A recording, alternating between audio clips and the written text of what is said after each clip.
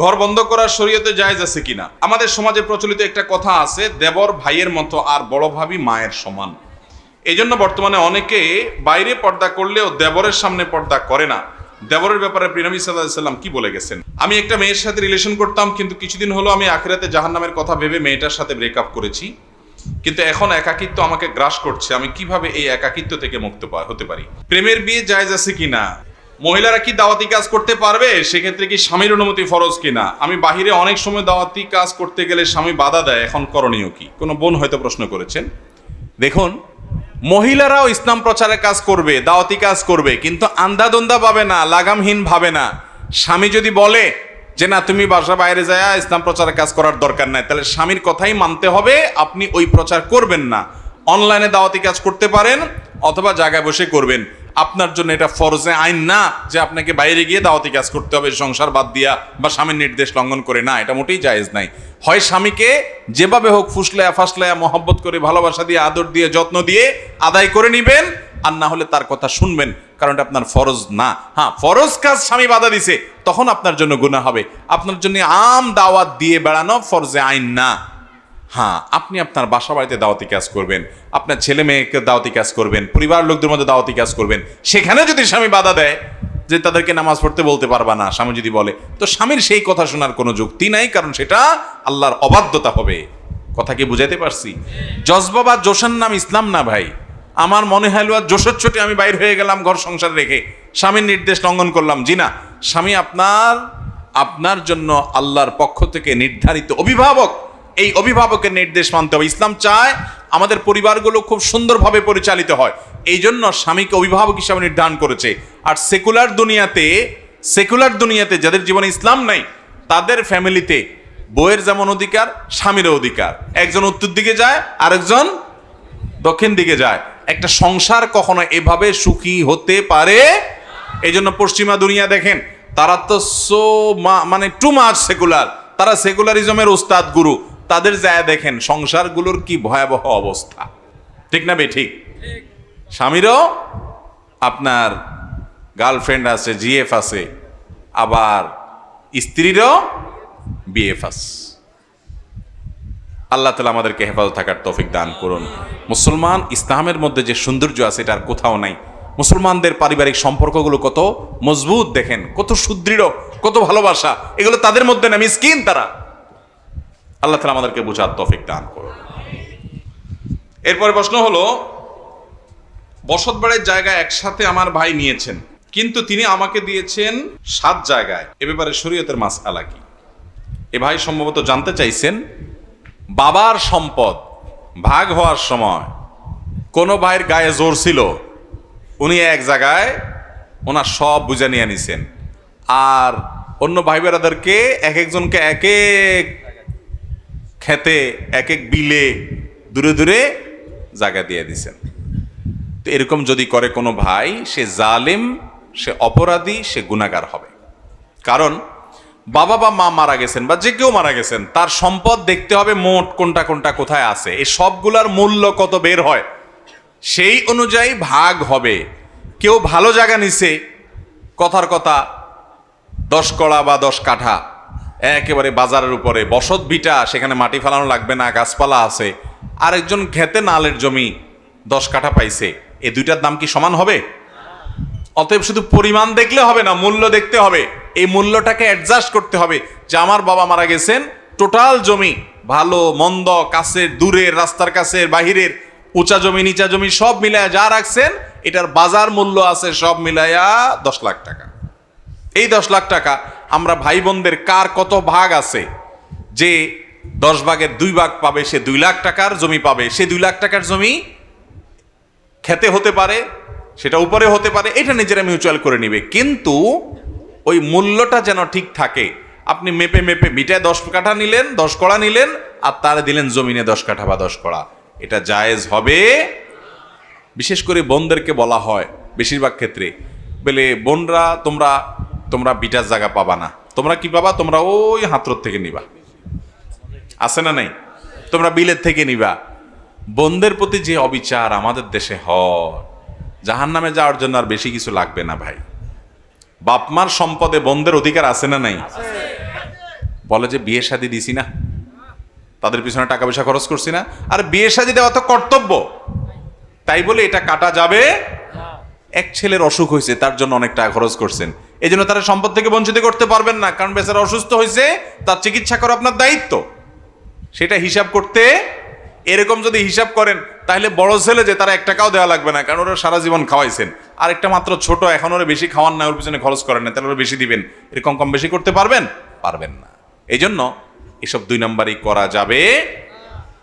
মূল্য বের করে আনুপাতিক হারে সেটা বাহির করে তারপরে ভাইজনদের মধ্যে দিয়ে দিবেন। আমি একটা মেয়ের সাথে রিলেশন করতাম, কিন্তু কিছুদিন হলো আমি আখিরাতে জাহান্নামের কথা ভেবে মেয়েটার সাথে ব্রেকআপ করেছি, কিন্তু এখন একাকিত্ব আমাকে গ্রাস করছে। আমি কিভাবে এই একাকিত্ব থেকে মুক্ত হতে পারি? এই একাকিত্ব থেকে মুক্ত থাকার জন্য বিয়ে করে ফেলান, সবচেয়ে সহজ সমাধান, সিরিয়াস সমাধান, যে আপনার মধ্যে একাকিত্ব আর থাকবে না, নিঃসঙ্গতা আর থাকবে না। আর মনে রাখবেন, আল্লাহর জন্য ত্যাগ, এটা যে কত বড় ইবাদত, এটা করতে বিশাল বড় একটা কলিজা লাগে, ছোট ছোট কলিজার মানুষরা পারে না। আল্লাহর জন্য ত্যাগ, যে আমি একটা হারাম পথে ছিলাম, আমার আল্লাহ নারাজ হবেন, আমার আল্লাহর কাছে জবাবদিহি করা লাগে। এই যৌবনে তুমি কি করেছো, আল্লাহ স্পেশালি জিজ্ঞাসা করবেন, তোমার যৌবন কাল সম্পর্কে বলো। ওয়ান শাবাবিহি ফিমা আফনাহ আবলাহ, তোমার যৌবনকালে তুমি কি কাজ করে কাটাইছো, যৌবনকালের অ্যাচিভমেন্ট কি, অর্জন কি, বলো। বের হয়ে আসবে কিস্তি খেয়ে উড়েগুলা। এই ভয়ে আমার যৌবনকে আমি কালিমা লাগাতে চাই না, ভুল করেছি, ফেরত আসছি। এখন যদি মন খারাপ হয়, তাহলে বুঝতে হবে ইবলিস আপনার পিছনে এখন লেগে গেছে, সে এখন মেহনত করতেছে আপনার পিছনে, যে এর ফুসলে ফাসলে আবার ওদিকে নেওয়া যায় কিনা। কথা কি বুঝাতে পারছি? আপনি নিঃসঙ্গ নয়, আপনার সঙ্গে আপনার রব আছেন। আপনার সঙ্গে কে আছেন? আপনার রব আছেন। আল্লাহ তাআলা আমাদেরকে হেফাজত থাকার তৌফিক দান করুন। স্বামী স্ত্রী দুজন উপস্থিত, কিন্তু এখানে কোনো সাক্ষী নেই, এমত অবস্থায় স্বামী যদি স্ত্রীকে তালাক প্রদান করে, সেই তালাক কোরআন সুন্নাহ মতো হবে কিনা? এটা একটু আগে বলেছি, স্বামী স্ত্রী একে অন্যকে, দুজন উপস্থিত আছে এখানে, স্বামী তার স্ত্রীকে তালাক দিয়েছেন, কোনো সাক্ষী যদি নাও থাকে তারপরও তালাক হয়ে যাবে। এমনকি স্ত্রী নাই, স্বামী বিদেশে আছে, দূরে আছে, ফোনে বলে দিছে, তাতেও কি হবে? এত ভয়াবহ একটা জিনিস। এজন্য বারবার বলি, তালাকের কথা সহজে মুখে উচ্চারণ করবেন, যত জিদ হয় হোক, অন্য আরো কিছু করেন, পারলে আছাড় দিয়ে কিছু ভাঙা ফেলান, কিন্তু তালাক মুখে বলবেন, কারণ এটা বললে এমন বিপদ হবে, এরপরে চোখের পানি ফেলবেন, আর কাজ হবে না। হুজুরদের হাতে পায়ে ধরবেন, হুজুর ভুল হয়ে গেছে, সরি। কোনো লাভ নাই, ছুরি মারার মতো, মরে গেছে, এখন সরি বলে কি হবে? এরপরে প্রশ্ন হলো, আমি প্রতিদিন ফজরের জামাতের সাথে নামাজ পড়ার চেষ্টা করি,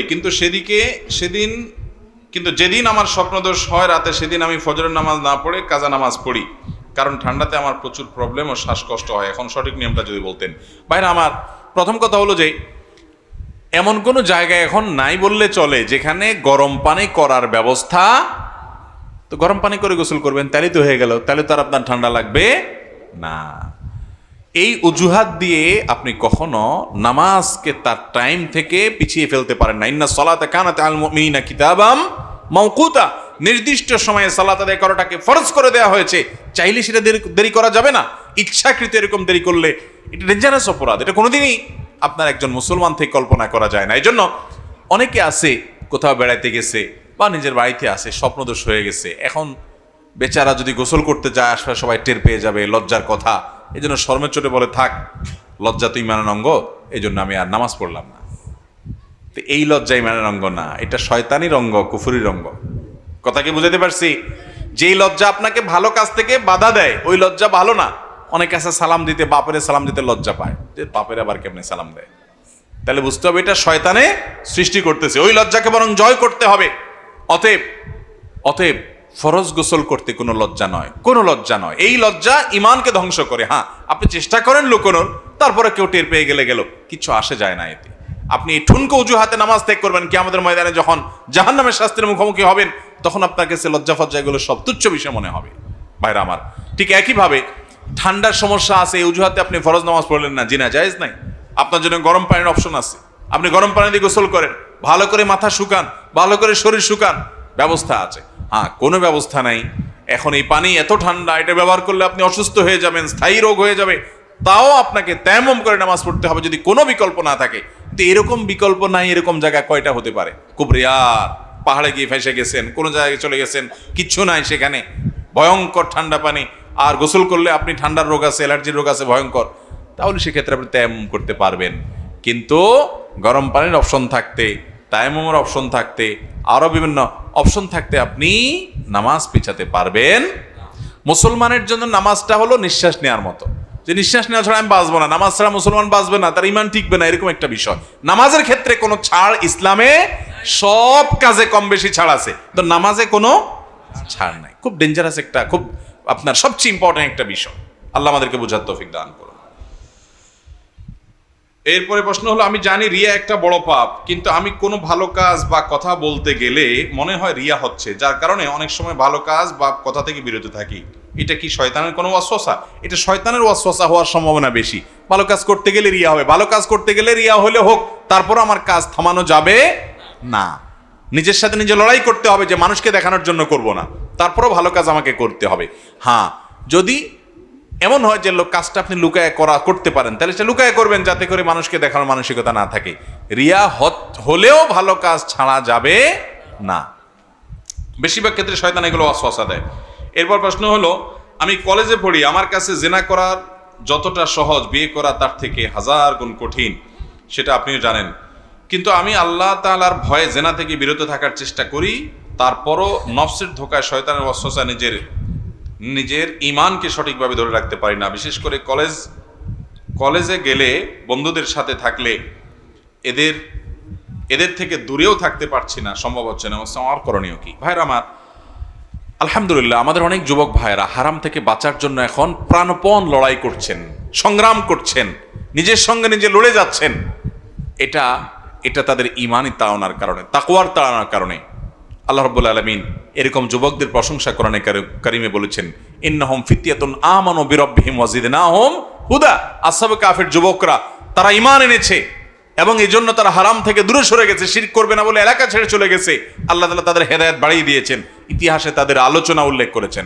এই যুগের যুবকরা, বিশেষ করে জেনার হাতছানি চতুর্দিকে, আপনারা বাঁচতে পারছেন না, সূরা ইউসুফটা বিশেষ করে পড়বেন। কোন সূরা পড়বেন? সূরা ইউসুফ। সূরা ইউসুফের মধ্যে কিভাবে ইউসুফ আলাইহিস সালাম সুন্দরী রমণীর হারাম রিলেশন, হারাম কাজের অফারকে কিভাবে ডিনাই করেছেন, কত শক্তভাবে করেছেন, এটা যত বেশি পড়বেন পুরো ঘটনাটা, ইনশাআল্লাহ আপনার ভিতরে প্রেরণা পাবেন যে একজন নবী যে সংগ্রাম করেছেন, আমাকে সেই পথে চলতে হবে। আল্লাহ তাআলা আমাদের যুবক ভাইদের হেফাজত থাকার তৌফিক দান করুন। খারাপ বন্ধুদের সাথে চলবেন না।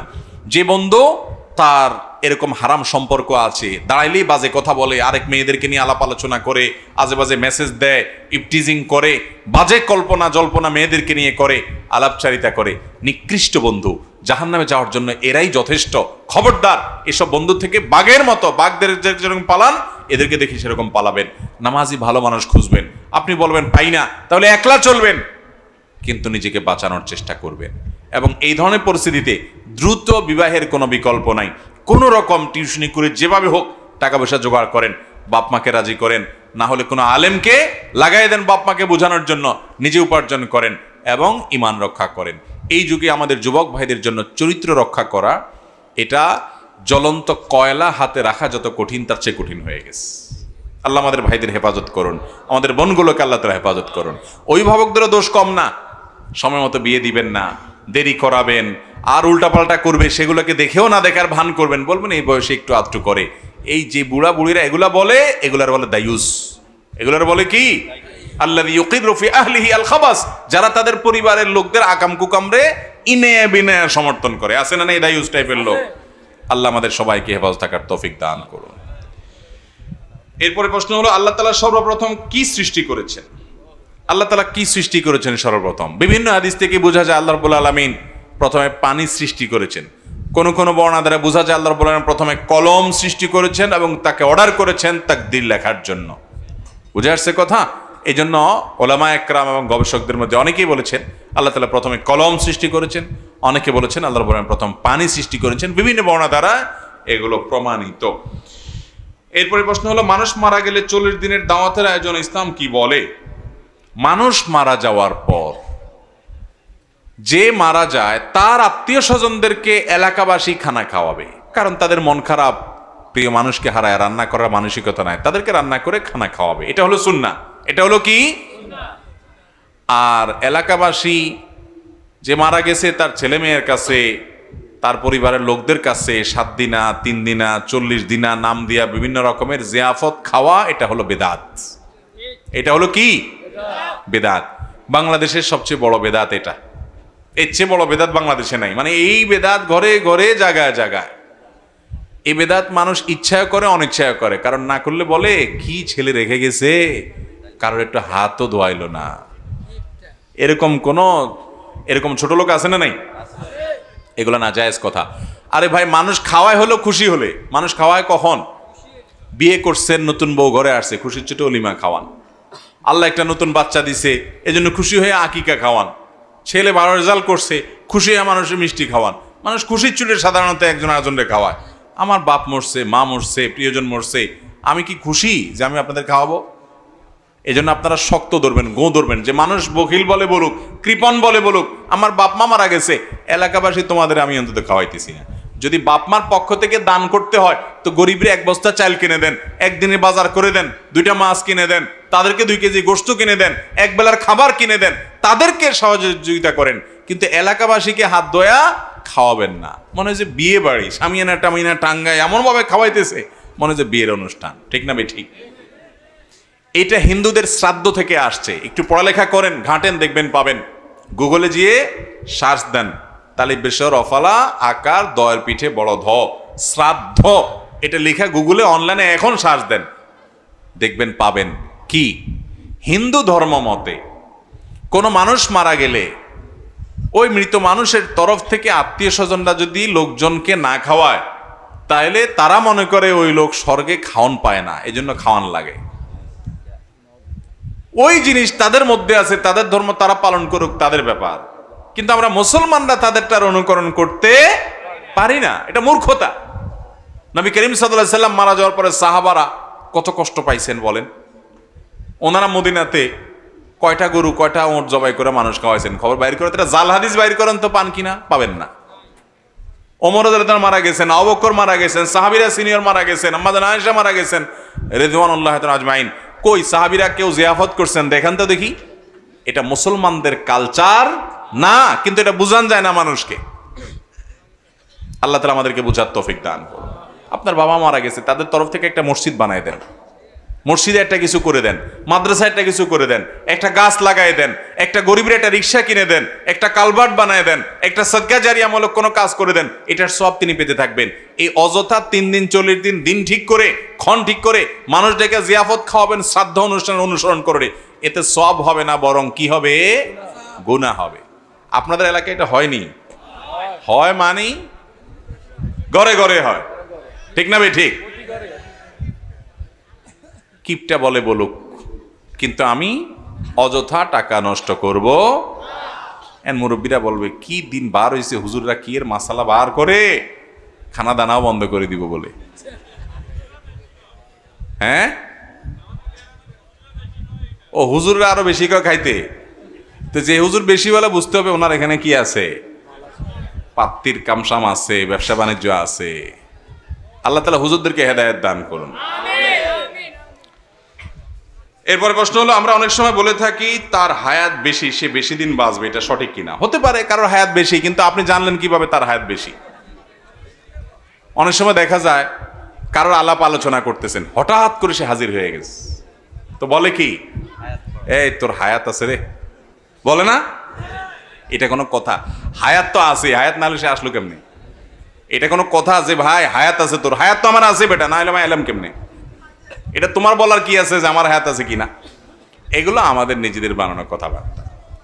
এরপর প্রশ্ন হলো, মিলাদুন্নবী মাহফিলে এক হুজুর হাদিস থেকে প্রমাণ দেন মিলাদুন্নবী আছে আর বাকি সব বেদাত। আবার সিরাতুন্নবী মাহফিলে আরেক হুজুর এসে প্রমাণ দেন তারটা সঠিক, বাকি সব বেদাত।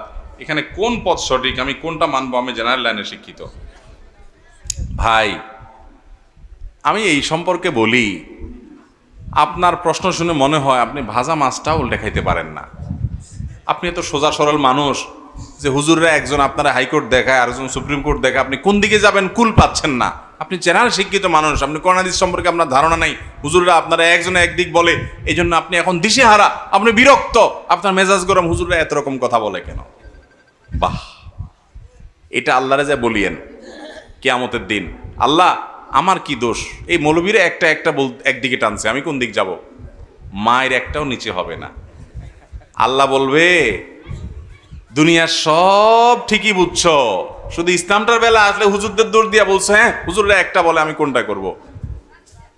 ভাইরা আমার, এক এক হুজুর এক একটা বলবে, এটা স্বাভাবিক, এটা অস্বাভাবিক না। নবী করিম সাল্লাল্লাহু আলাইহি ওয়াসাল্লাম বলে গেছেন, ফাইন্নাহু মান ইয়াইশ মিনকুম বাদি ফাসায়ারা ইখতিলাফান কাসীরা, আমার পরে যারা পৃথিবীতে বেঁচে থাকবা তোমরা দেখবা নানান মত, এক এক হুজুর এক একটা বলে, এরকম অনেক কিছু দেখবা তোমরা।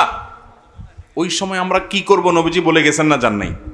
তিনি বলে গেছেন ফালাইকুম বিসুন্নতি, তোমরা দেখবা আমি কি করছি, রাসূল সাল্লাল্লাহু আলাইহি ওয়াসাল্লাম কি করছে, কোন হুজুর কি বলে দেখো, হুজুর কোরআন থেকে হাদিস থেকে রেফারেন্স দেয় কিনা, সম্ভব হলে মিলাও, বাংলা অনুবাদ হয়ে গেছে সব, এরপরে তুমি সেটা অনুযায়ী আমল করো। যদি আল্লাহ না করুক ভুলও হয় তোমার, তাও আল্লাহ মাফ করে দিবেন, কিন্তু হুজুরের দোষ দিয়া পার পাবা। আমি প্রায় সময় বলার চেষ্টা করি ভাই, একটা এক্সাম্পল দিয়া, আচ্ছা এই যে আপনারা তেল খান, সয়াবিন তেল, বিভিন্ন ব্র্যান্ডের তেল আছে না? তীর আছে, রূপচান্দা আছে, বসুন্ধরা আছে, ফ্রেশ আছে, হ্যাঁ পুষ্টি আছে, আর অনেকগুলো আছে না? কোনটা খাঁটি বলে, কোনটা বেশি খাঁটি? এটার কোনো উত্তর দেওয়া যাবে? কারণ সব কোম্পানির বোতলের গায়ে লেখা আছে 100% খাঁটি। আজ পর্যন্ত কোনো কোম্পানি পাইছেন যে বলে ভাই আমি 2 নম্বরই কথা বলি না, আমার 99% খাঁটি, 1% ভেজাল আছে, এরকম বলে কেউ? বলার সময় তো চান্দু বলে কি 100% খাঁটি। আপনি তখনও রাগ করে বলছেন যে এই বেলায় এরটা খাঁটি, এর বলে এরটা খাঁটি, এই বলে এরটা খাঁটি, এতজন এত কথা বলে তো তেলই খাবো না। শেয়ানা পাবলিক, এখানে তো এটা বলেন না, একদিন এটা কিনা খান, আরেকদিন ওইটা কিনা খান, দেখেন পেটে বুটবাট করে কিনা, ফুটফাট করে কিনা, শরীরের সাথে আপনার ম্যাচ করে গেছে, টাকাও মিলে গেছে, কোনোটা ভালো মনে হয়েছে আপনি সেটাই খান, ঠিক না ভাই? ঠিক। বিবেক খরচ করেন, বুদ্ধি খরচ করেন, বোঝার চেষ্টা করেন। দুনিয়াটা তো ভালোই বুঝেন মাশাআল্লাহ, শুধু আখিরাতের বেলা আসলে, ইসলামের বেলা আসলে শুধু হুজুরদের গায়ের সব দোষ দিয়ে আপনি ফেরেশতা হয়ে যান। আমরা কোন দিক যাব? বাহ, আল্লাহ আপনাকে আকল বিবেক দিছে না, দেয় নাই?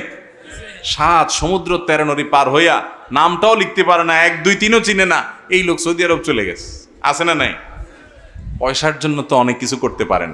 ইসলাম বোঝার জন্য কয় হুজুরের কাছে গেছেন, কয়টা কিতাব খুলছেন, কয়টা কোরআন খুলছেন, হুজুরের কাছ থেকে দলিল খুঁজছেন, ভালো করে 10 হুজুরের কথা শুনে কোনটা সঠিক মনে হয়, কোনটা নবীজির সাথে মিলে, কোরআনের সাথে মিলে, এটা একটু যাচাই করার চেষ্টা করি, একটু চেক করার চেষ্টা করি, ক্রস চেক করার চেষ্টা করি, কয় জায়গায় গেছেন। আল্লাহর কাছে কোনো জবাবদিহি করা যাবে?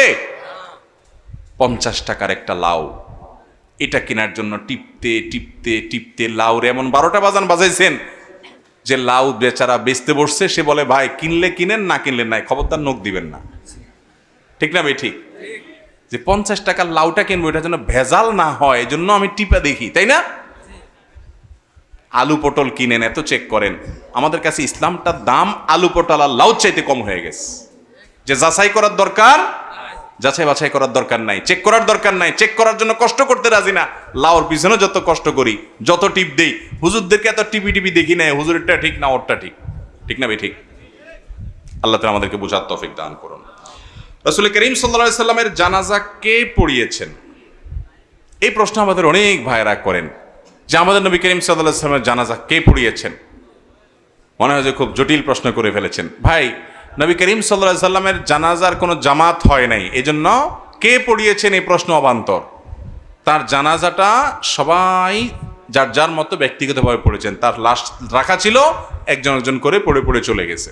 এখন প্রশ্ন হলো, কেন তার জানাজার জামাত হয় নাই, কেন ইমামতি করে সবাই মিলে পড়েন নাই? এর অনেক কারণ থাকতে পারে। মুহাদ্দিসিন একরাম, মুহাক্কিক উলামা একরাম বিভিন্ন রকমের তাদের গবেষণার ফল তারা প্রকাশ করেছেন তখনকার বিভিন্ন প্রেক্ষাপট, বিভিন্ন বর্ণনার আলোকে। তার মধ্যে একটা হলো নবী করিম সাল্লাল্লাহু আলাইহি সাল্লামের যে শ্রেষ্ঠত্ব, তার যে বড়ত্ব, তিনি যতদিন বেঁচে ছিলেন কোনোদিন তার সামনে কেউ ইমামতি কেউ করে নাই। তিনি অসুস্থ হয়ে গেছেন যখন, দুজন সাহাবীর কাঁধে ভর করে যখন মসজিদে নববীতে আসছেন, আলী এবং আব্বাস রাদিয়াল্লাহু তাআলা কাঁধে ভর করে, পায়ে হাঁটার শক্তি নেই, তাদের শরীরে ভার ছেড়ে দিয়ে পাও টানতে টানতে আসছেন, ইমামতি করার শক্তি নাই। ইশারা দিয়েছেন আবু বকরকে নামাজ পড়ানোর জন্য। আবু বকর রাদিয়াল্লাহু তাআলা নামাজ পড়াতে পারেন না, যে নবীজির সামনে কিভাবে ইমামতি করবে। আমাদের আয়েশা রাদিয়াল্লাহু আনহা সুপারিশ করছেন, ইয়া রাসূলুল্লাহ, আমার বাপ নরম মনের মানুষ, আপনার সামনে ইমামতি করতে পারবে না, আপনাকে এত শ্রদ্ধা করে। তো নবী করিম সাল্লাল্লাহু আলাইহি ওয়াসাল্লাম নিজেই ইমামতি করেছেন, তার জীবদ্দশায় ইমামতি করেন নাই তার সামনে। এই জন্য তার লাশের ইমামতি করার হিম্মত কেউ করেন নাই, সাহাবা একরাম সিঙ্গেল পড়েছেন। আবার অনেক উলামা একরাম, অনেক মুহাক্কিকগণ বলেছেন যে মূলত তখন খলিফা কে হবেন এটি নির্বাচন করা যায় নাই তখনও। যদি কাউকে এখন ইমাম হিসাবে নিযুক্ত করা হতো তার জানাজার জন্য, তাহলে সবাই তাকে খলিফা হিসাবে ধরে নিত, এবং তখনও যেহেতু চূড়ান্ত হয় নাই খলিফা, এটা নিয়ে ভুল বোঝাবুঝি হইতে পারতো, সেজন্য সবাই যার যার মতো জামাতে নামাজ পড়েছে।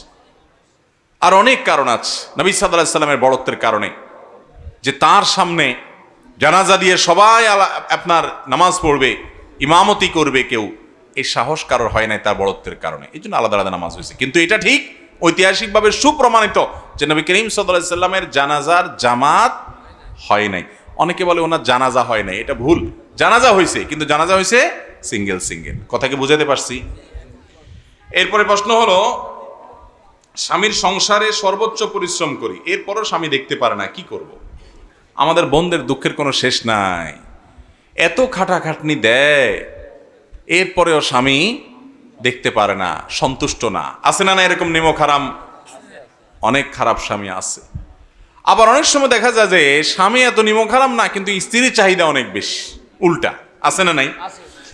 যে সমস্ত মা বোনরা স্বামীর সংসারে খাটার পরও কোনো মূল্য পাচ্ছেন না, তাদেরকে বলি, আপনার মূল্য আপনার স্বামী যদি নাও দেয়, ইমানদারের কোনো লস বলতে কিচ্ছু নাই, আপনার রব ঠিকই দিবে। আল্লাহ দিবেন না? দিবেন না? আল্লাহ তাআলা কি অবিচার করেন কারোর প্রতি? কারোর প্রতি অবিচার করেন না। আপনি স্বামীর সংসারে আপনার সবটুকু দিয়ে সেবা করেছেন, কাজ করেছেন, খেদমত করেছেন আল্লাহকে খুশি করবার জন্য, আল্লাহর নির্দেশ পালন করার জন্য।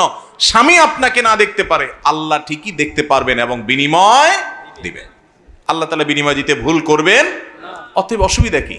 স্বামী না দিলে কি হয়েছে, আমার আল্লাহ দিবে। ইমানদার কখনো এই জন্য ডিপ্রেশনে পড়তে পারে না। সবসময় আল্লাহর দিকে মনোযোগী থাকতে হবে। দুনিয়াতেই সব পেয়ে যাবেন এমনটা মনে করার কোনো কারণ নাই। অনেক বোনরা আছেন স্বামীর সংসারে টর্চার, নির্যাতিত। আমি বলি, আপনি কত নির্যাতিত? ফেরাউনের স্ত্রী আসিয়ার চাইতে বেশি? কখনো না। তার চাইতে যদি বেশি না হন, তিনি নির্যাতিত হয়েছেন। আল্লাহ তাআলা জীবদ্দশায় তাকে জান্নাতের কোথায় তার অবস্থান হবে এটা দেখিয়েছেন তাকে, ওটা দেখতে দেখতে তার মৃত্যু হয়েছে। অতএব যারা কষ্ট করছেন স্বামীর সংসারে, একটু সবর করবেন। সবরে আল্লাহ তাআলা আপনাকে মেওয়া ফলাবেন দুনিয়াতে এবং আখিরাতে। কষ্ট করতে করতে না মৃত্যু হয়ে যাবে, এর চেয়ে বেশি কিছু তো না, কিন্তু অনন্ত অসীমকালের জান্নাত আপনার হয়ে যাবে, ওইটা তো কেউ নিতে পারবে। অতএব ইমানদারের ভরসার জায়গাটা সেটা। এরপর প্রশ্ন হলো, একজন অবিবাহিত পুরুষ এবং মহিলা যদি জিনার মতো একটি খারাপ কাজ করে, তারপর তারা যদি বিয়ে করে নেয়, তাহলে কি মহান আল্লাহ পাক তাদের ক্ষমা করে দিবেন এবং তারা দাম্পত্য জীবনে সুখী হতে পারবে কিনা? জেনার মতো খারাপ কাজের শাস্তি ভোগ করতে হতে পারে কিনা? দেখুন, যদি কেউ জেনা করার পর নিজের কর্মে লজ্জিত হয়ে অনুতপ্ত হয়ে ফিরে আসে, আর কখনোই পথে যাবে না বলে সংকল্প করে, আল্লাহর কাছে মাফ চায়, অবশ্যই আল্লাহ তাআলা কি করতে পারেন? মাফ করতে। জেনা করলে আর মাফ হবে না এমন কোনো কথা নাই, সব পাপই মাফ হতে পারে যদি আল্লাহর কাছে তওবা করে, মানুষ মাফ করতে পারেন। এবং দাম্পত্য জীবনের সুখের কথা যেটা বলছেন, হারাম করেছেন, করে লজ্জিত হয়ে মাফ চাইছেন, আল্লাহ তাআলা আগের পাপ এবং পাপের যে প্রভাব সবকিছু আপনাকে ক্ষমা করে দিয়ে অবশ্যই দাম্পত্য জীবনের সুখ শান্তি দিতে পারেন। প্রয়োজন হলো তওবা নাসুহা। তওবা নাসুহা মানে কি? খাঁটি তওবা, যে তওবা আর কখনো ভঙ্গ হবে না, এই রকম তওবা করতে হবে। এরপরে প্রশ্ন হলো, আমি একটি দোকানে বাকি খেতাম, দোকানদার ভাইকে বলি যে আমি এক সপ্তাহ পর পর আপনার টাকা দিবে। 2-3 সপ্তাহ চলে যাওয়ার পর ব্যক্তিটি দোকান ছেড়ে চলে যায়। আজ প্রায় 2 থেকে 3 বছর হয়ে গেছে, ব্যক্তিটির ঠিকানাও জানতে না পারায় টাকাটাও দিতে পারি না। এখন টাকাটা কি করব? টাকাটা আনুমানিক 100 টাকার মতো হবে। ওই ব্যক্তির তরফ থেকে কোনো গরিব দুঃখীকে দান করে দিবেন। যদি তারা আর খুঁজে পাওয়ার সম্ভাবনা না থাকে, ইনশাআল্লাহ আল্লাহ তাআলা কি করবেন? দায়মুক্ত করে দিবেন। ঈমান বৃদ্ধি করার উপায় কি?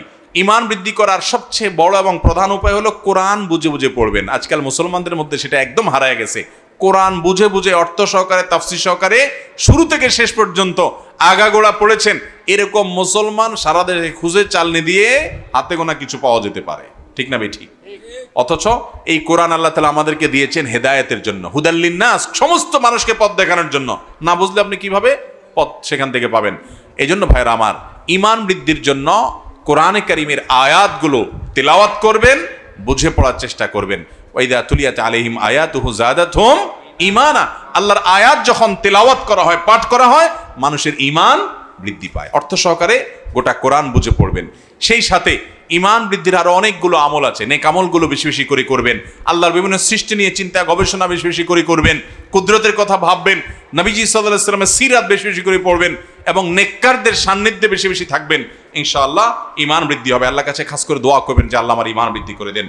বর্তমানে কিছু মানুষ হাদিস একেবারেই মানতে চায় না। তারা বলে হাদিস নাকি রাসূল সাল্লাল্লাহু আলাইহি ওয়াসাল্লাম মৃত্যুর 200 বছর 250 বছর পর কিছু মানুষ নিজের বর্ণনা করেছেন। তাদের উদ্দেশ্যে কিছু বলেন। এরকম মানুষ অনেক জায়গায় এখন হয়ে গেছে। তারা হাদিস মানে না, তারা কি মানে? কোরআন মানে। কারণ কোরআন মানলে ভণ্ডামি করাটা সহজ হয়। শুধু কোরআন মানলে, হাদিস অস্বীকার করে শুধু কোরআন মানলে ভণ্ডামি করা কি হয়? কারণ কোরআনে আল্লাহ তাআলা বলছেন নামাজ পড়ো। কিভাবে পড়ো আল্লাহ আর বলে নাই। তাহলে এবার ঘুরে ফেরা একটু পাগলামি করে কোন রকম বলা যায় যে নামাজ হয়ে গেছে, ঠিক না ভাই? ঠিক। কিন্তু হাদিস যখনই ধরতে যাবেন তখন দেখবেন যে তার মধ্যে এই সমস্ত পাগলামির কোনো সুযোগ, পরিষ্কার সবকিছু। শুধু কোরআন যদি মানলে যথেষ্ট হতো তো আল্লাহ তাআলা রাসূল পাঠাইতেন না। আল্লাহ কিতাবও পাঠাইছেন, রিজালও পাঠাইছেন। দুইটাকেই মানা ছাড়া ইসলাম মানা যাবে না, কোনোদিনই সম্ভব না। কিভাবে নামাজ পড়বেন? নামাজ কোরআনে তো বিস্তারিত বিবরণ নাই। অবশ্যই রাসূলের অনুসরণ করতে আল্লাহ রাসূল সাল্লাল্লাহু আলাইহি সাল্লামকে বলেছেন তোমার প্রতি কোরআন নাজিল হয়েছে কেন? লিতুবাইয়িনা লিন-নাসি মা নুযিলা ইলাইহিম, যাতে করে মানুষের প্রতি যা নাজিল হয়েছে সেটা তুমি মানুষকে ব্যক্ত করে করে বুঝাই দিতে পারো। এজন্য নবীজির কাজ হলো সেটা না করলে কখনো ভালো মুসলমান হওয়ার সুযোগ নাই। সর্বশেষ প্রশ্ন আজকের জন্য, সময় অনেক হয়ে গেছে। আমাদের সমাজে প্রচলিত একটা কথা আছে, দেবর ভাইয়ের মতো আর বড় ভাবি মায়ের সমান। এই জন্য বর্তমানে অনেকে বাইরে পর্দা করলেও দেবরের সামনে পর্দা করে না। দেবরের ব্যাপারে প্রিয় নবী সাল্লাল্লাহু আলাইহি সাল্লাম কি বলে গেছেন? ভাইরা আমার, দেবর সম্পর্কে নবীজি সাল্লাল্লাহু আলাইহি সাল্লাম বলেছেন আল হামবু আল মউত, মহিলাদের জন্য দেবর হলো মৃত্যুর মতো, পুরুষদের জন্য শালিকা হলো মৃত্যুর মতো। আমাদের সমাজে ইয়ারকি ফাইজলামতি বাবি দেবরের সাথে করে আর দুলাভাই শালির সাথে করে। আর নবীজি সাল্লাল্লাহু আলাইহি সাল্লাম এই দুইটাকে মৃত্যু থেকে যেরকম পালায় মানুষ সেরকম পালাইতে বলছেন, কারণ এখানে ফিতনার ভয় থাকে বেশি। অতএব যারা বলে দেবর হলো ভাইয়ের মতো, তাদেরকে বলতে হবে তোমার স্বামী মারা গেলে দেবরের সাথে বিয়ে জায়েজ আছে, তোমার ভাইয়ের সাথে কি বিয়ে জায়েজ আছে? তাহলে দেবর ভাইয়ের মতো কেমনে হলো? এটা ভণ্ডামি কথা। যারা বলে ভাবি হলো মায়ের মতন, তাদেরকে বলতে হবে মায়ের সাথে বিয়ে তো জায়েজ নাই, হারাম, কিন্তু তোমার ভাই মরে গেলে এই ভাবিরই তুমি বিয়ে করা জায়েজ আছে। তাহলে বোঝা গেল এ কখনো মায়ের মতন না, এটা ভাবি, এটা অন্য 10টা মহিলার মতো। বাহিরের মহিলার সাথে যত পর্দা করতে হয়, ভাবির সাথে পর্দা আরো হার্ডলি করতে হয়। বাহিরের মহিলার সাথে যত পর্দা করতে হয়, নিজের শ্যালিকার সাথে পর্দা আরো বেশি শক্তভাবে করতে হয়। বাহিরে পরপুরুষের সামনে যতটা পর্দা করতে হয়, ঘরে দেবরের সাথে আরো শক্ত পর্দা করতে হয়। আমার দেশে অনেক মহিলা আছে বাহিরে বোরকা পরে, হাত মোজা পামোজা পরে, ঘরে ঠিকই দেবরের সাথে দেখা দেয়। আছে না নাই? অনেক শ্বশুররা আছে সহযোগিতা করে না, শাশুড়ি আছে সহযোগিতা করে না। এরা দায়ুস যারা সহযোগিতা করে না। কথা কি বুঝাতে পারছি? দায়ুস জান্নাতে যাবে না। ভাইরা আমার, পারিবারিক জীবনের শান্তির জন্য কোরআন হাদিসে চলার কোনো বিকল্প নাই। দেবর ভাবির ভিতরে যদি পর্দার বিধান উঠায় দেন, এরপর দেখবেন অঘটন ঘটছে, নানান আকাম কুকাম হয়েছে, এরপরে কান্দাকাটি করবেন, কোনো লাভ হবে না। এই জন্য দুলাভাইদেরকে শালি থেকে, দেবরদের থেকে, ভাবি থেকে দূরে সরাইতে হবে। এটা শয়তানে শিখাইছে যে ভাবি মায়ের মতন, দেবর ভাইয়ের মতন। এটা ভণ্ডামি কথা, এটা কখনো সত্য কথা না। তারা বেপর্দা হলে, পর্দার বিধান না মানলে গুনাহ আরো বেশি হবে। অন্য মানুষের চাইতে এখানে পর্দা আরো বেশি করতে হবে। মুরব্বীরা সহযোগিতা করবেন বাসার ভিতরে মহিলাদেরকে দেবরের সাথে পর্দা করার জন্য।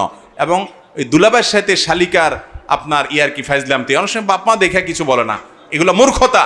এখানে আরো শক্ত হতে হবে, কোনো ফাইজলামতি চলবে না। এই ফাইজলামতির হাত ধরে অনেক আকাম কুকাম হয়, এরপরে আফসোস করে আর কাজ হবে না। আল্লাহ তাআলা আমাদের সবাইকে বুঝার তৌফিক দান করেন। এক বোন প্রশ্ন করেছেন, ফরজ সালাতে রাকাত ভুল হলে সৌসজদা দেয়া যাবে কিনা, দিলে কতবার দেওয়ার নিয়ম? একবার না দুইবার? ফরজ নামাজে রাকাত যদি ভুল হয় কি করবেন? এর উত্তর হলো, ফরজ নামাজে 4 রাকাতের জায়গায় যদি আপনি 3 রাকাত পড়েন, অথবা 4 রাকাতের জায়গায় 5 রাকাত পড়েন, 1 রাকাত কম অথবা বেশি, তাহলে সেক্ষেত্রে অবশ্যই প্রথমত জোর নামাজকে আপনার জোর হতে হবে, অর্থাৎ যাতে করে 4 রাকাতেরটা যদি 5 রাকাত পড়ে ফেলেন তাহলে সাথে আরো 1 রাকাত যোগ করবেন। তাহলে আরো 1 রাকাত যোগ করার পর আপনি টের পাইছেন পরে যে আমার 4 রাকাতের জায়গায় তো 5 নম্বর রাকাতে আমি পড়ে ফেলছি, শেষের দিকে আসেন বা সালাম ফেরানোর পরে মনে হয়েছে, তাহলে আপনি আরো 1 রাকাত সাথে যোগ করবেন, করে সেজদায়ে সাহু দিয়ে দিবেন। তাহলে শেষের যে 2 রাকাত এক্সট্রা 2 রাকাত হইলো ওইটা নফল হিসাবে গণ্য হয়ে যাবে, ফরজও হয়ে যাবে, কিন্তু শেষে কি দিতে হবে? সেজদায়ে সাহু দিতে হবে। আর যদি 1 রাকাত কম হয়, 3 নম্বর রাকাতে সালাম ফিরে বসে আছেন, এরপরে টের পাইছেন যে না রাকাত তো 3টা হয়েছে, একটা কম হয়েছে, বা শেষের দিকে টের পাইছেন, তাহলে কি করবেন? তাহলে অবশ্যই অবস্থায় দাঁড়ায় যাবেন, দাঁড়ায় আরো 1 রাকাত পড়ে ফেলবেন। 1 রাকাত পড়ে এরপরে সেজদায়ে সাহু দিয়ে নামাজ পড়বেন, নামাজ হয়ে যাবে ইনশাআল্লাহ। আর যদি 5 রাকাত 5ম রাকাতের মাঝামাঝি পর্যায়ে বা দাঁড়ানো অবস্থায় মনে হয় 4 রাকাত থেকে উঠে দাঁড়ায় গেছেন, এখন মনে হয়েছে, তাহলে ওই অবস্থায় ফেরত আসবেন, এসে সেজদায়ে সাহু দিবেন বসে, এরপরে নামাজ হয়ে যাবে ইনশাআল্লাহ, এবং আপনার কোনো আর ওই নামাজ দোহরাইতে হবে না।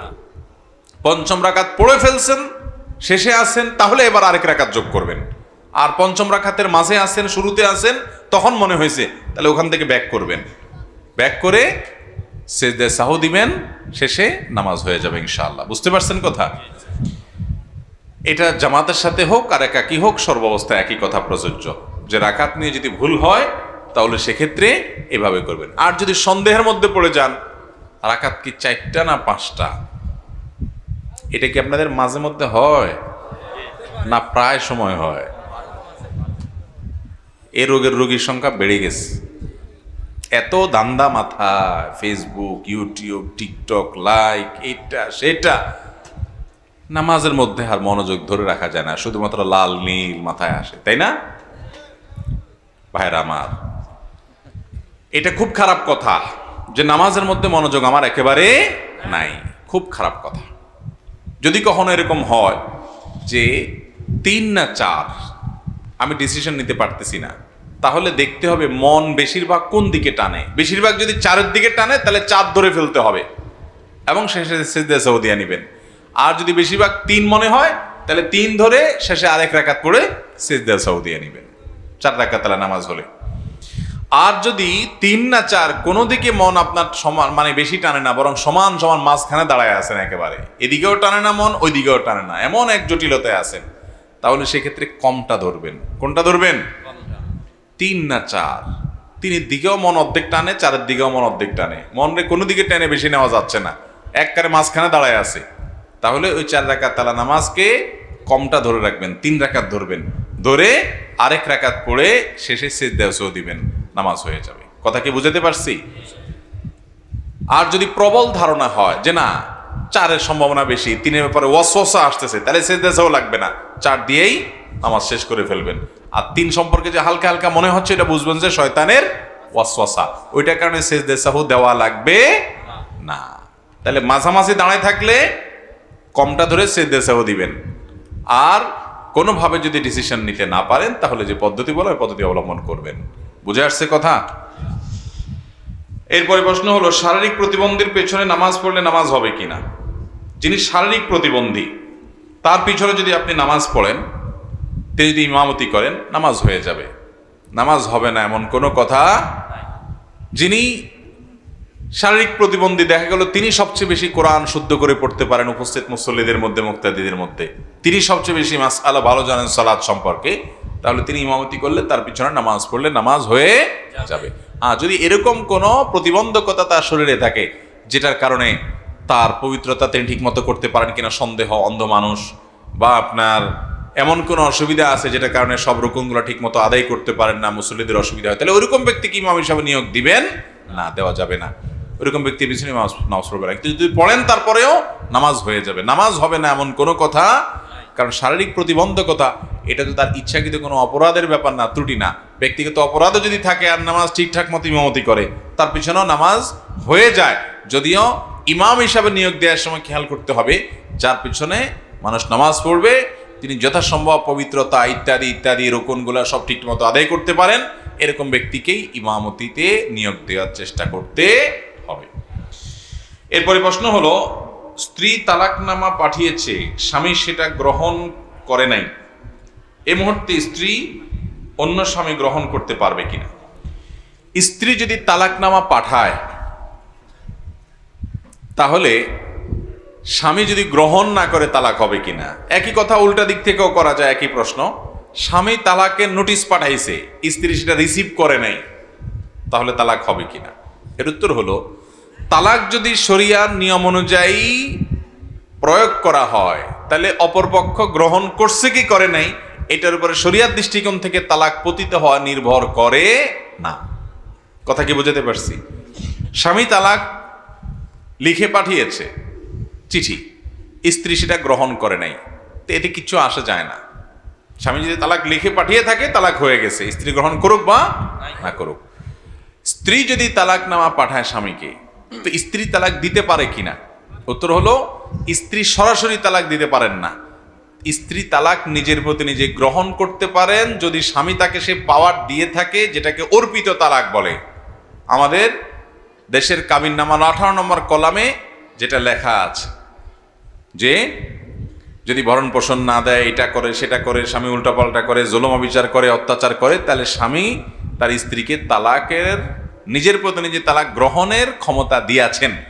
সেই ক্ষমতা বলে তিনি যদি তালাকের ব্যাপারটি প্রয়োগ করে থাকেন তাহলে একই কথা, স্বামী সেটা গ্রহণ করলো কি করলো না তাতে কিছু আসা যায় না। সঠিক নিয়মে হলে অর্পিত তালাক দিয়েও তালাক হতে পারে, কিন্তু বেশিরভাগ ক্ষেত্রে মহিলারা স্বামীকে তালাক দেয়, বলে আমি তোমাকে 1 তালাক 2 তালাক দিলাম। এভাবে তালাক দিলে কোনোদিনই তালাক হবে, কারণ স্বামী তালাক পতিত হওয়ার ক্ষেত্র না। কথা কি বুঝতে পারছি? তো এই জন্য তালাকের মাসআলাগুলো বড় স্পর্শকাতর। এটা দিয়ে ফেললে ফেরত নেওয়া কঠিন হয়ে যায়। এমন কি তালাক দিয়েছেন, কোথাও সাক্ষী নেই, স্বামী স্ত্রী 2 জন শুধু আছেন, এর মধ্যে স্বামী তালাক দিয়ে দিছেন, কেউ শুনে নাই, কোনো সাক্ষী নাই, এতে কি তালাক হবে না হবে না? এতেও তালাক হয়ে যাবে, কোনো সাক্ষীর দরকার নাই। এমনকি স্ত্রীও ছিল না, স্বামী দূর থেকে তালাক দিয়ে দিছে সে স্ত্রীকে, স্ত্রী দূরে ছিল, তাতেও তালাক পতিত হবে। খুবই ডেঞ্জারাস একটা জিনিস। নবী করিম সাল্লাল্লাহু আলাইহি সাল্লাম বলেছেন, সালাসুন জিদ্দুহুন্না জিদ্দুন ওয়া হাজলুহুন্না জিদ্দুন। 3টা বিষয় এরকম আছে যে এটা হাসতে হাসতে দুষ্টমি করে মজা করে করলেও হয়ে যায়, সিরিয়াসলি করলেও হয়ে যায়, এত ডেঞ্জারাস বিষয়। এই জন্য আমি সবসময় বলি, যারা বিয়ে করেছেন, যারা ভবিষ্যতে বিয়ে করবেন, সবাই কান খাড়া করে শুনে রাখেন, খবরদার স্ত্রীর সাথে যত গন্ডগোল হোক, যত ফাসাদ হোক, যত মনোমালিন্য হোক, যত ঝামেলা হোক, আর যা করেন না করেন, আল্লাহর ওয়াস্তে হুটহাট করে তালাক কথাটা বলবেন না। অঘটন ঘটে গেলে এরপরে সব হুজুর দুনিয়ার একসাথ হইয়াও আর আগের তালাকটারে ডিসমিস করতে পারবে না। খুব ডেঞ্জারাস জিনিস। বউয়ের সাথে বেশি উল্টা পাল্টা করে ফেলছে, এটা ধাক্কা দিয়ে দেন, একটা চিমটি কাইটা দেন, একটু বকা দিয়ে দেন। বেশি বাড়াবাড়ি করলে পরে আপনার বিচার নয় করা যাবে, কিন্তু তালাক মারে দিয়ে বসে আছেন, এরপর বিচার করে আর কাজ হবে না। ছুরি মারার মতো এটা, ছুরি মেরে লোকটার মেরে ফেলছেন, এরপর জিব্বা কামড় দিয়ে বলতেছেন আসলে মাথা গরম হয়ে গেছিল তো, আমি সরি হুজুর মাফ চাই। আপনি যত সরি বলেন, ওই মরা মানুষ আর জিন্দা হবে না। তালাকটা এরকম, আল্লাহর ওয়াস্তে এটা হুটহাট করে মেরে দিবেন। বহুত মানুষ আছে, এত ছোট লোকের ছোট লোক, কিছু হইলেই হলো কথায় কথায় তালাক, কথায় কথায় তালাক, আছে না নাই?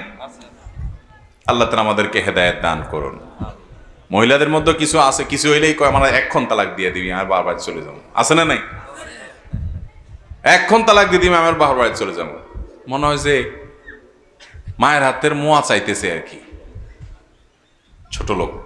আবার অনেক স্বামী আছে, সেও এরকম, কিছু হইলেই বলে যে তোমার আমি তালাক দিয়ে দিব, তোমার রাখবো না, তোমার সংসার করবো না, তোমার বারবার চল পাঠিয়ে দিব, এরকম আছে না নাই? এগুলার বলে ছোট লোক। এই মহিলাও আছে কিছু, পুরুষও কিছু আছে। আল্লাহর ওয়াস্তে তালাকের কথা এরকম হুটহাট করে বলবো, খুব ডেঞ্জারাস। হয়ে গেলে আর ঠেকাইতে পারবেন না। এরপর প্রশ্ন হলো, কিভাবে তাবিজ থেকে মুক্তি পাওয়া যায়? এটা করে অনেক রকম ক্ষতি করে, যেমন বিয়ে বন্ধ করে, চাকরি বন্ধ করে, আরো অনেক কিছু। অনেক কবিরাজ আছে দেখবেন, তারা বিয়ে বন্ধ করে, লম্বা দাঁড়িয়ে আছে আবার মাশাআল্লাহ, নামাজ কালামও পড়ে। তো ফেরেশতার মতো মানুষটার কাছে কেউ যায় 200, 500, 2000, 4000, 5000, 10,000 টাকা ধরায় দিলে যে অমুক মেয়ের বিয়ে বন্ধ করে দেন, করে দেয়, আছে না নাই? এ তো সাক্ষাৎ ইবলিস, এটা হুজুর না, এটা সাক্ষাৎ কি? ইবলিস। ওটা মুখে লম্বা দাঁড়িয়ে থাকতে পারে, কিন্তু সাক্ষাৎ ইবলিস। কারণ মানুষের ক্ষতি করা ইসলামে জায়েজ না হারাম? এই হারাম কাজটা যদি কোনো খনার কোনো এ তাবিজ ব্যবসায়ী যদি আপনার টাকা নিয়ে এই খারাপ কাজটা করে, হারাম কাজটা করে, কারোর মেয়ের বিয়ের বন্ধ করার জন্য এই কাজ করে, এখন আপনি বলতে পারেন মানুষ এটা করতে পারে কিনা? ব্ল্যাক ম্যাজিক, জাদু, শয়তানের আশ্রয় নিয়ে এরকম ক্ষতি করতে পারে, এটা প্রমাণিত কোরআন হাদিস দ্বারা। তো সেই ক্ষতিকর কাজ যদি কেউ করে, তাহলে ওইটা সাধারণ কোনো মানুষ না, সাধারণ কোনো পাপীও না, ওটা ডেঞ্জারাস পাপী, ইবলিস, মানুষরূপী ইবলিস, শয়তান। আমাদের দেশে দেখা যায় কারোর সাথে কারোর একটু মনোমালিন্য হয়েছে, অনেক সংসারে আছে বউ শাশুড়িও এই কাম করে। শাশুড়ি যায় বউর বিরুদ্ধে দাবি জানে, বউ যায় শাশুড়ির বিরুদ্ধে দাবি জানে, আছে না নাই? তাবিজ ব্যবসায়ীর তো জমজমাট ব্যবসা। হ্যাঁ, শাশুড়ি এর কাছে যায়, বউ তাবিজ দিয়ে দেয়, বলে বালিশের নিচে থুয়ে দিবেন, আছে না নাই? বলে পানিতে চুবাই দিবেন, খাওয়াই দিবেন। মনে রাখবেন, এগুলো ঈমান নষ্ট করে দিতে পারে, ঈমান ধ্বংস করে দিতে পারে। কারণ এগুলো বেশিরভাগই সেহেরের আশ্রয় নেওয়া হয়, শয়তানের আশ্রয় নেওয়া হয়, ঈমান ধ্বংস হয়ে যায়। অনেকে আপোষের তাবিজ করে, আছে না? যে আমার শাশুড়িরা লাইনে নাই, একেবারে বেলাইনে উল্টাপাল্টা করে, আসলে হয়তো বেলাইনে আছে। তো বউ যায় বলে হুজুর একটা আপোষের তাবিজ দেন। আপোষ আছে না নাই? খবরদার, আপনার সুখ দুঃখ এই সব কিছুর জন্য আপনি দরখাস্ত নিবেদন করবেন আরশের মালিকের কাছে। মুসলমানের অস্ত্রের নাম হলো দোয়া। মুসলমানের অস্ত্রের নাম কি? এই দোয়া অস্ত্র ব্যবহার করবেন। ওই তাবিজ নিয়া এর ক্ষতি করবেন, ওর বিয়ে বন্ধ করবেন, এগুলা করবেন। অনেক সময় দেখবেন কবরস্থানে তাবিজ গাড়তে বলে। সেহের, জাদু যার বিরুদ্ধে হয়, ওই ব্যক্তির অসুস্থ হয়ে যায়, অনেক সময় মৃত্যুর মুখে পতিত হয়ে যায়, ধ্বংস হয়ে যায়। বিভিন্ন পুতুলের গায়ে আপনার পিন মারা থাকে, নানাভাবে হয়। আজকাল এগুলা ঘরে ঘরে হয়ে গেছে, জনে জনে হয়ে গেছে। যদি আপনাকে কেউ এগুলা করে ক্ষতিগ্রস্ত না করুক, আপনি চান যে এরকম ব্ল্যাক ম্যাজিক করে, জাদু করে, এমন অনেক ফ্যামিলি কথা আমরা জানি, যেই ফ্যামিলিতে এটা কেউ কল্পনাও করে না, এমন মানুষের তার বিরুদ্ধে তাবিজ করে বসে আছে, হিংসার কারণে পিছে লেগে বসে আছে, টেরও পায় নাই। খাওয়ায়া পরে সারা জীবন মানুষ করছে, উপর দিয়ে সব ঠিক আছে, তলে তলে ঠিক তার বিরুদ্ধে এই ব্ল্যাক ম্যাজিক এবং শয়তানের আশ্রয় নিয়ে জাদু করে বসে আছে, ক্ষতি করে বসে আছে। রোগবালাই আর ভালো হয় না, মৃত্যুর দিকে চলে যাচ্ছে, ভয়ঙ্কর অবস্থা হয়ে যাচ্ছে। অনেক ফ্যামিলিতে এগুলো হচ্ছে। যদি আপনি চান যে এগুলো কোনোটাতে আমার যেন ক্ষতি না হয়, তাহলে আপনার করণীয় হলো সকাল সন্ধ্যার দোয়া জিকিরগুলো নিয়মিত পড়বেন। সকাল সন্ধ্যার দোয়া জিকিরগুলো কখনো ছাড়বেন না, নিয়মিত পড়বেন। জীবনের সব ছুটে যাবে, এটা ছুটতে পারবে না। সকাল সন্ধ্যার সব দোয়া পড়তে না পারেন, অন্তত 3 কুল, সূরা ইখলাস, সূরা ফালাক, সূরা নাস, 3 বার 3 বার সকালে, 3 বার 3 বার সন্ধ্যায় পড়েন। বিসমিল্লাহিল্লাযী লা ইয়াদুররু মা ইসমিহি শাইউন ফিল আরদি, এটা পড়েন। সন্ধ্যায় আউযু বিকালিমাতিল্লাহি তাম্মাতি মিন শাররি মা খালাক 3 বার, এটা পড়েন। আয়াতুল কুরসিটা পড়েন। হাসবি আল্লাহু লা ইলাহা ইল্লা হু আলাইহি তাওয়াক্কালতু ওয়া রাব্বুল আরশিল আযীম, সূরা তওবার শেষ আয়াত। এই অংশটা 7 বার সকালে, 7 বার সন্ধ্যায় পড়েন। আর অনেকগুলো দোয়া আছে, জিকির আছে, এগুলো নিয়মিত পড়েন। এগুলো শরীর বন্ধের মতো কাজ দেয়, আল্লাহ তাআলা আপনাকে সেফে রাখবেন। এর পাশাপাশি ব্ল্যাক ম্যাজিক যেন কাজ করতে না পারে, এই জন্য বেশি বেশি করে সূরা বাকারা তেলাওয়াত করবেন, বাসায় চালু করে রাখবেন। সূরা কাহফের প্রথম 10 আয়াত পড়বেন, ঘরে ঢুকতে বের হতে বিসমিল্লাহ বলে পড়বেন। সব কিছুতে বিসমিল্লাহ, বিসমিল্লাহ সব কিছুতে করবেন, ওইটাতে কোনো ক্ষতি হবে না ইনশাআল্লাহ। বিশেষ করে শয়তানের শয়তানি বিসমিল্লাহ বললে ওখানে আর টিকে না। আল্লাহ তাআলা আমাদের সবাইকে হেফাজতে থাকার তৌফিক দান করুন। এরপরে প্রশ্ন হলো, ইচ্ছা করে আত্মীয়তার ছিন্নকারী কিরকম শাস্তি হবে? যদি কেউ ইচ্ছাকৃতভাবে আত্মীয়তার সম্পর্ক ছিন্ন করে, তাহলে সেক্ষেত্রে সে কবিরা গুনায় লিপ্ত, আর কবিরা গুনায় লিপ্ত হলে তার শাস্তি হলো জাহান্নাম। সাধারণ কোনো শাস্তি নয়। আত্মীয়তার সম্পর্ক ছিন্ন করা ছোট কোনো গুনাহ না, ছোট কোনো পাপ না ভাই, বড় পাপ, বড় পাপ, বড় অপরাধ। রক্ত সম্পর্কীয় আত্মীয় ভাই বোনের মধ্যে সারাদিন লেগে থাকে, ঠিক না বেঠিক? সংসার একটু ভারী হইলে হাজারটা সমস্যা হতে পারে, হয় আমার ভাইয়ের ভিতরে সমস্যা আছে বুঝলাম, তারপরেও দিন শেষে আমার ভাই। আমার বোনের মধ্যে সমস্যা আছে, বদখাসলত আছে, অনেক দোষ আছে বুঝলাম, কিন্তু তারপরও সে আমার বোন। আমাদের দুজনের রক্ত এক। আল্লাহ ফরজ করে দিয়েছেন আনতাসিলুল আরহাম, রক্ত সম্পর্কীয় মানুষগুলোর সাথে সম্পর্ক তোমার জোড়া দিয়ে রাখতে হবে, এটা ফরজ, মনে না চাইলেও করতে হবে। আর কিছু না পারেন খোঁজ খবর নেন, দেখা হইলে সালাম দেন, মনে দুঃখ পরাণে থাক, কিন্তু তারপরও যোগাযোগ রাখতে হবে, কোনোভাবে সম্পর্ক ছিন্ন করা যাবে না। হ্যাঁ, রাগ করতে পারেন, রাগের চলে 3 দিন কথা বললেন না, এতটুকু অধিকার আছে, কিন্তু 3 দিনের পরে মন থেকে কথা বলতে মন চায় না, তারপরও একটু হাসেন, তারপরে একটু কথা বলেন আল্লাহকে খুশি করার জন্য, মনে থাকবে তো ইনশাআল্লাহ। মানুষ একসাথে চলতে গেলে পৃথিবীতে টুনটান বাঁধবে না, বাঁধবে না। সব কি বেটে বলে হবে? আপনার সব ভাই বোন একরকম হবে না। একটা বোন এত উপকার করেন, তারপরও আপনার মায়ের সাথে কাছে আপনার নামে বদনামি করে, শুধু আছে না নাই? শুধু এটা চায় সেটা চায়, দিতে দিতে দিতে শেষ, তারপরেও তাদের খুশি করা যায় না, এরপরও তারা নাখোশ, এরপর আপনার বউয়ের পিছে লাগে, এরপর আপনার ছেলে মেয়ের পিছে লাগে। লাগুক, সে যদি খারাপ করে সে আল্লাহর কাছে বিচারের মুখোমুখি হবে, কিন্তু আমি তার ভাই হিসেবে তাকে সম্পর্ক ছিন্ন করতে আর যা পারি সম্পর্ক ছিন্ন করা। হ্যাঁ, সম্পর্ক ছিন্ন তখন করতে পারেন যে এর সাথে সম্পর্ক রাখলে এ শুধু আমার ক্ষতিই করে, তাবিজ করে, বান্টনা করে, জাদু করে, বিভিন্নভাবে ক্ষতি করে, এই জন্য আমি দূরে থেকে থেকে সম্পর্ক রাখবো। সম্পর্ক ছিন্ন মানে কি? দূরে থেকে থেকে সম্পর্ক রাখার চেষ্টা করব।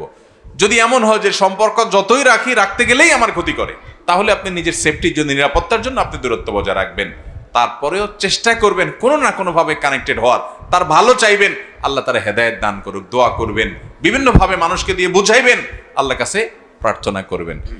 ভাইরা আমার, রক্ত সম্পর্কীয় আত্মীয়, সেটা বাপ হোক, ভাই হোক, চাচা হোক, ফুফু হোক, ভাই বোন হোক, ছেলে মেয়ে তো আছেই, তাদের হকের ব্যাপারে কিয়ামতের ময়দানে আমাদেরকে জিজ্ঞাসা করা হবে। আল্লাহ রাব্বুল আলামিন আত্মীয়তার বন্ধন, আত্মীয়তার যে সম্পর্ক, এই সম্পর্কটা তার ভাষায় আল্লাহ তাআলার কাছে অনুযোগ করেছিল। আল্লাহ তাআলা বলেছেন, তোমাকে যে রক্ষা করে চলবে আমি তাকে রক্ষা করব, তোমাকে যে ছিন্ন করবে আমি তাকে ছিন্ন করে ফেলব। অনেক মানুষ আছে নামাজ কালাম পড়ে, দিনদার, সব ঠিক আছে, কিন্তু রক্ত সম্পর্কীয় আত্মীয়দের সাথে সম্পর্ক তো নাই, বরং দুনিয়ার সবচেয়ে বেশি শত্রুতা এদের সাথেই। আছে না নাই? সবাই তো ফেরেশতা হবে না ভাই, সবার সাথে বেটে বলা হবে না, কিন্তু তারপরও নিজে ভালো থাকার চেষ্টা করতে হবে। এরপরে প্রশ্ন হলো, গ্রামের মসজিদগুলোতে নির্দিষ্ট সময় ফরজ সালাতে জামাত শেষ হবার পর নতুন করে যেসব মুসল্লিরা প্রবেশ করে, তারা নতুন করে জামাত না করে বিচ্ছিন্নভাবে, বিক্ষিপ্তভাবে একাকী সালাত আদায় করে। আবার কখনো কখনো জামাত করলেও নতুন করে একামত দেয় না। আমার প্রশ্ন, মসজিদে দ্বিতীয় জামাত না করে একাকী সালাত পড়া কতটুকু সঠিক? আর যদি দ্বিতীয় জামাত করলে একামত দেওয়া, যদি দ্বিতীয় জামাত করে তাহলে একামত দেওয়া আবশ্যক কিনা? প্রথম জামাত মসজিদে হয়ে গেছে, পরে যে মুসল্লিরা আসছে তারা মূল মসজিদে দ্বিতীয় জামাত করবে কিনা?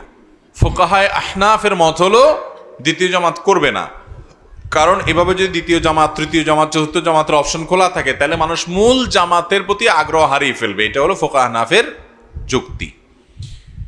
তবে এর বিপরীতে অনেক ফুকাহায়ে ইকরামের মতেই এটি করা যাবে, বরং করা উচিত, কারণ একাকী নামাজের চাইতে জামাতের নামাজের সওয়াবের পরিমাণ কত বেশ কম, 27 গুণ বেশ কম। এত বড় ফজিলত মিস হয়ে যাবে যদি একা একা পড়ে। অবশ্য ফুকাহায়ে আহনাফের মতে বারান্দা একটু সাইডে সুরে যদি পড়ে জামাত, দ্বিতীয় জামাত, কোনো অসুবিধা নেই। নবী করিম সাল্লাল্লাহু আলাইহি ওয়াসাল্লাম, তার কাছে তার মসজিদে জামাত শেষ হওয়ার পর এক ব্যক্তি আসছে, তিনি এখনো নামাজ পড়েন নাই, জামাত তো তার মিস হয়ে গেছে। তখন নবী করিম সাল্লাল্লাহু আলাইহি ওয়াসাল্লাম বলেছেন, তোমাদের মধ্যে কে আছো যে জামাতে আগে নামাজ পড়ে ফেলছো, এখন এই বেচারার সাথে জামাতে শরীক হবা, যাতে সে জামাতে সওয়াব পায়, তোমারটা নফল হয়ে গেল, তোমার তো ফরজ হয়ে গেছে। তখন একজন বলল, ইয়া রাসূলুল্লাহ, আমি তার সাথে জামাতে পড়বো। তিনি আগে ফরজ পড়ে ফেলছিলেন, তখন এই নতুন আগত মানুষটার সাথে সে মুক্তাদি হয়ে নামাজ পড়লেন, তারা জামাতের সওয়াব পাইছেন। এই জন্য জামাতে নামাজ পড়ার ব্যাপারে আমাদের খুব সিরিয়াস হতে হবে, কোনোভাবে যেন সেটা মিস না হয়। ঘর বন্ধ করা শরীয়তে জায়েজ আছে কিনা? ঘর বন্ধ করা এটার অনেক নিয়ম আমাদের সমাজে প্রচলিত আছে। যদি রুকিয়া শরঈয়ার অংশ হয়, সেখানে বেশরিয়তে কোনো কাজ করা না হয়, ঘরে যাতে দুষ্টু জিনের উপদ্রব এগুলো না থাকে, যেগুলো আছে সেগুলো থেকে মুক্ত করা হয়, আজান দেওয়া হলো, কোরআন তেলাওয়াত করা হলো, এই জাতীয় কাজ করা হয়, তাহলে এগুলোর মাধ্যমে ঘরকে দুষ্টু জিন ব্ল্যাক ম্যাজিক থেকে মুক্ত করার প্রয়াস এটা গ্রহণযোগ্য হতে পারে। কিন্তু ঘর বন্ধ করতে গিয়ে আপনারা দেখবেন অনেক সময় দেখা যায় যে বিশেষ কিছু কাজ করে, কিছু পেরাক নিয়ে আসে, কিছু ওই যে আপনার হাড্ডি গুড্ডি নিয়ে আসে, গরুর কল্লার আপনার টোয়াল নিয়ে আসে, আপনার ওই যে কি বলে ওই মাটির ঢাকনা নিয়ে আসে, দেখছেন নি আপনারা? এগুলা আয়না এগুলা ঘরের মধ্যে বেঁধে দেয়, এটা করে ওইটা করে, এগুলা জায়েজ নাই। বিশেষ করে এগুলো বেশিরভাগই করে তারা যারা ব্ল্যাক ম্যাজিক, জাদু এবং টোনা, হারাম বিভিন্ন রকমের পদ্ধতি অবলম্বন করে। এ জাতীয় খোনাররা সাধারণত ঘর বন্ধ করতে গিয়ে এই সমস্ত আকাম কুকাম করে। আমরা জানিও না প্যারাক বেঁধে যে প্যারাকে রক্ষা করবে, ওইটা করবে সেটা করবে, এটা না। আপনি আজান দিলেন, কোরআন তেলাওয়াত করলেন, আল্লাহর কোনো জিকির এতবার পাঠ করলেন, রুকিয়া হিসেবে, ঝাড়ফুঁক হিসাবে এগুলো করতে পারেন। তবে সুন্নাহসম্মত উপায় যদি আপনি অবলম্বন করেন, কোনো বাসা যাতে দুষ্ট জিন, ব্ল্যাক ম্যাজিক এগুলোর দ্বারা উপদ্রব এর মুখোমুখি না হয়, সেজন্য আপনি কি করবেন? বাচ্চাদেরকে সন্ধ্যার সময়, মাগরিবের সময় বাসার বাইরে রাখবেন না। এ সময় শয়তানগুলোর বিচরণ হয়, বাচ্চাদের উপরে প্রভাবটা বেশি পড়ে সাধারণত। এই টাইমটাতে একেবারে সূর্য ডুবে, যখন ডুবার পর একেবারে সন্ধ্যার সময়, তার আগে পরে অসুবিধা নেই। আবার নিজেরা বাসায় ঢোকার সময়, যেটা একটু আগে বললাম, ঢুকতে বিসমিল্লাহ বলে ঢুকবেন, সালাম দিয়ে ঢুকবেন। বাসা কাজের লোক, বাচ্চা, বুড়া যেই আসুক, সালাম ছাড়া কেউ প্রবেশ করতে পারবে না, বিসমিল্লাহ বলা ছাড়া কেউ ঢুকবে না। বাইরের সময় বিসমিল্লাহ বলবে, তাহলে শয়তান তার সাথে ওই বাসায় ঢুকতে পারে। হাদিসে আসছে কেউ বাসায় যখন আসে তার সাথে সাথে ইবলিসও আসে। প্রত্যেকের সাথে সাথে একটা করে আসে না, আসে সাথে। তো আয়েশা দরজার পাশে আপনার পিছে পিছে সেও দাঁড়ায়। আপনি মোবাইল টিপতে মোবাইলে কথা বলতে বলতে হুট করে ঢুকে পড়ছেন, ইবলিস তখন খুশির চোটে বলে, যাক ঢুকার সুযোগ পাইছি আজকে। আর যদি আপনি বিসমিল্লাহ বলে ঢুকেন, তো ইবলিস বলে, হায় হায় রে, লা মাবিতা, আজকে এখানে রাতে আর থাকার সুযোগ হলো না। আমরা টের পাই না আমাদের জিন্দিগিতে কিভাবে বরকত চলে যায়। এজন্য বাসার সবাই, যত মানুষ ঢুকবে বাড়িতে, ঘরে ঢোকার সময় কি পড়ে ঢুকবে? বিসমিল্লাহ। আবার বের হওয়ার সময়, খাওয়ার সময় বিসমিল্লাহ, স্ত্রী সবাস বিসমিল্লাহ, বাথরুমে যাওয়ার সময় বিসমিল্লাহ, প্রতিটা কাজে বিসমিল্লাহ। বিসমিল্লাহ বললে ইবলিস আর সুযোগ পায় না, চান্স পায় না। এজন্য বাসা বাড়ি থেকে এগুলোকে ঝেঁটিয়ে বিদায় করতে চাইলে এই সুন্নাহসম্মত আমলগুলো হলো সবচেয়ে বড় আমল, ইনশাআল্লাহ। প্রেমের বিয়ে জায়েজ আছে কিনা? কখন বাবা মা না মানে, কখন বাবা মা না মানে, বুঝি নাই প্রশ্ন। যাই হোক, যতক্ষণ বাবা মা না মানে। ভাই, প্রেমের বিয়ে আবার কি জিনিস? শরীয়তে বিয়ের জন্য অভিভাবকদের মাধ্যমে নিজেরা বিভিন্নভাবে যাচাই বাছাই করে ভালো জীবনসঙ্গী নির্বাচন করে বিয়ে শাদী করে ফেলবেন। বিয়ে শাদীর জন্য আগে ট্রায়াল বলতে কিচ্ছু নাই। ট্রায়াল, আগে ট্রায়াল দিয়া এরপর বিয়ের শাদীতে গেলেন, এগুলো কখনো আমাদের সংসারকে সুখী করতে হারামে আল্লাহ তাআলা আরাম রাখেন নাই। ভাই, বিয়ের আগে আপনি যারা বিয়ে করবেন চিন্তা করছেন, এর সাথে ইটিস পিটিস করে, আকাম কুকাম করে, মোবাইলে, ফেসবুকে, মেসেঞ্জারে, এরপরে আরে বিয়ে করলেন। অনেকে আবার প্রশ্ন করে যে বিয়ের নিয়তে করলে বোধহয় জায়েজ আছে। কারণ এখন বাটপারি এত বেশি হয়েছে যে বিয়ের নিয়ত নাই, হুদাহুদি মিশামিশি বিয়ের কথা বলে, আসলে বিয়ের কোনো মতলব নাই। তো এই 2 নম্বরের যুগে নিজের সে ফেরেশতা মনে করে যে আমার তো মতলব খারাপ না, আমি তোর বিয়েই করার চিন্তা করছি। তো এরকম নিয়তেও কি হবে না, জায়েজ হবে। যারা মনে করেন যে বিয়ের নিয়তে বোধহয় বিয়ের আগে হারাম সম্পর্ক করলে, রিলেশন করলে, এটার নাম দিছে প্রেম। কিসের প্রেম? প্রেম তো হলো বিয়ের পরে স্বামী স্ত্রীর সাথে যেটা হয়, ওইটার নাম কি? এটা হলো 2 নম্বরই। এটা যদি প্রেম হয় তাহলে 2 নম্বরই কারে বলে? বিয়ের পরের যেটা হয় সেটা হলো 1 নম্বরই। সেটা হলো বিয়ের পরে স্বামী স্ত্রী একে অন্যকে ধোকা দেয়, এরকম ঘটনা ঘটে খুব কম। কিন্তু এই প্রেম নামে যেটার নাম দিয়েছেন আপনারা বিয়ের আগে, এইটাতে বেশিরভাগই হয় 2 নম্বরই। ঠিক না বে ঠিক? শুধু টাইম পাস, বদমাইশি ছাড়া আর কিচ্ছু। এমনকি নিয়ত যদি ভালো হয় তাতেও লাভ নাই। কারণ কোরবানের নিয়তে যদি কারোর গরু চুরি করেন জায়েজ হবে? কি বলেন? কোরবানের নিয়তে গরু চুরি করা যেরকম না জায়েজ, বিয়ের নিয়তে প্রেম করাটাও, কথা কি বুঝাইতে পারছি? বিয়ের আগে স্বামী স্ত্রীর মানে একটা বেগানা পুরুষ একটা বেগানা মেয়ে সম্পর্ক রাখতে, ঘরে ঘরে যুবকরা যে রোগে আক্রান্ত, ঘরে ঘরে এমন যুবক পাওয়া যায় না যার জীবনে 2-4টা এরকম আকাম কুকাম করেনি, ঠিক না বে ঠিক? আহা, যে যুবক তার যৌবনকে কালিমা মুক্ত রাখতে পেরেছে সেই যুবকটি হলো জান্নাতি যুবক ইনশাআল্লাহ। সেই যুবক আল্লাহর আরশের নিচে ছায়া পাবে। সে যুবক বুক চেতিয়ে বলতে পারবে আমার চরিত্রে কখনো কালিমা লাগতে পারে নাই, অথবা কালিমা লেগেছে, আল্লাহর ভয় আসার সঙ্গে সঙ্গে আমি ফেরত এসেছি, আর কখনো আমি সেখানে ব্যাক করতে পারি নাই। এরকম যুবকের সংখ্যা সমাজে খুবই তলে তলে তলে তলে তলে তলে এই তথাকথিত প্রেমের রোগে আক্রান্ত। আল্লাহ তাআলা আমাদের যুবক ভাইদেরকে হেফাজত থাকার তৌফিক দান করুন। ভালোবাসা সব জমায় রাখেন যুবকরা, কার জন্য? বইয়ের জন্য, বইয়ের জন্য। অজাগায় কুজাগায় প্রেম টেম নাম দিয়া ভালোবাসা খরচ করা, ওই জাগা মতে খরচ যখন করতে যাবেন তখন দেখবেন ভালোবাসা আতায় আর পাইতেছেন না, টান পড়ে গেছে। সফট ড্রিঙ্কসের জাঁজের মতো এটা, সফট ড্রিঙ্কস এটা যখন খুলে ফেলবেন, গ্লাসে ডালবেন, খাবেন, ব্যবহার করবেন, এরপরে মুখ আটকাইলে ওই আগের জাঁজ আর থাকবে না। এই ভালোবাসা আল্লাহ যা দিছে এটা সব জমায়েতন কার জন্য? ওই বৈধ স্ত্রীর জন্য। ওইটাই হলো আসল ভালোবাসা। আর আগের যেগুলা, এগুলা মেয়েদের বাদাম খাওয়া, চাইনিজ খাওয়ার বুদ্ধি, আর পুরুষদের ছেলেগুলার আকাম কুকাম করার বুদ্ধি। নাম দিছে প্রেম, নাম দিছে কি?